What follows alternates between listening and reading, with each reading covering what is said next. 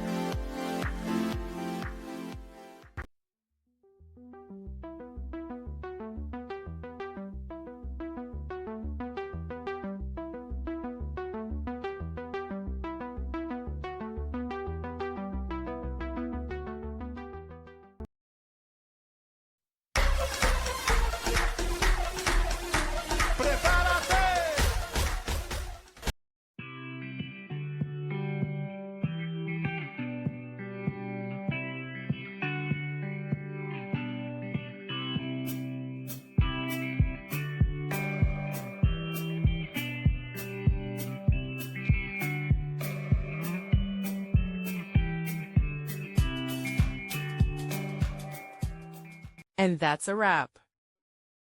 I hope you found the answer you were looking for. If you did, take a second to hit that subscribe button. It really helps out. And let me know in the comments which solution worked best for you. See you next time in the debug zone.